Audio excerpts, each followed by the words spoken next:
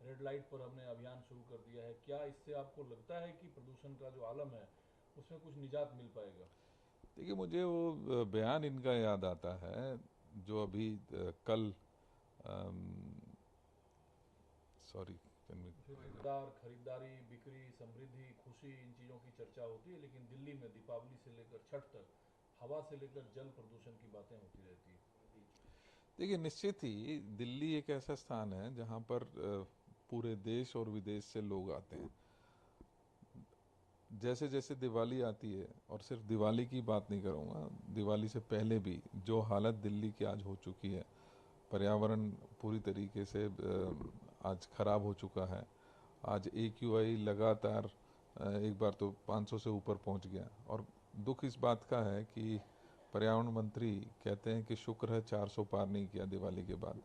तो ये कौन सा स्टैंडर्ड है? क्या वो चाहते थे कि 400 से पार ही हो? 350 कोई कम AQI नहीं है। लिहाजा मेरा तो ये मानना है कि जो आम आदमी पार्टी सरकार है वो लगातार कोशिश करती है कि कुछ टेम्परेरी सॉल्यूशंस देते रहें, लेकिन किसी भी प्रकार से कोई परमानेंट सॉल्यूशन की तरफ इनका ध्यान नहीं है। मैं देखने में आया, बात कर रहे हैं ये लोग कि हमने कुछ गाड़ियाँ शुरू की हैं, उससे कितना फ़र्क पड़ता है और कितने दिन के लिए फ़र्क पड़ता है। ज़रूरी ये है कि दिल्ली का जो ग्रीन कवर है वो बढ़ना चाहिए, ज़रूरी ये है कि यमुना साफ़ होनी चाहिए, लेकिन उस तरफ लगातार पैसे तो खर्च किए जा रहे हैं, वो पैसे जा कहाँ रहे हैं, मैं समझता हूँ उसका भी हिसाब मांगा जाना लेकिन चाहिए। यमुना किया, यमुना सफाई के नाम पर कई वायदे आम आदमी पार्टी सरकार की तरफ से पिछले 10 साल में किए गए। पानी का तो पानी के हालात ये हैं कि बद से बदतर दिनों दिन पानी होते जा रहा है यमुना का। निश्चित ही देखिए, लगभग 6200 करोड़ रुपए यमुना की सफाई के नाम पर इस दिल्ली गवर्नमेंट ने कहाँ लगाए हैं उसका कोई हिसाब आज तक देखने में नहीं आया। मुझे याद है कि हमारी कांग्रेस की सरकार थी, शीला जी की सरकार थी, हमने यमुना एक्शन प्लान लेकर आए। जो अनट्रीटेड वाटर था, अनट्रीटेड जो मल था, उसको पहली स्टेज पर ही कैप्चर करने की कोशिश की गई। उसके बाद जो प्रयास आए हुए हैं, या उस प्रयास में कहीं ना कहीं जो लचर एक व्यवहार आम आदमी पार्टी कर रहा है, उसका नतीजा है कि आज यमुना बद से भी बदतर हो चुकी है। जो यमुना 6200 करोड़ रुपए लगने के बाद स्वच्छ होनी चाहिए थी, अच्छी साफ होनी चाहिए थी, आज उसके विपरीत आज उसमें टॉक्सिक जो वैल्यूज़ हैं वो लगातार बढ़ती जा रही हैं।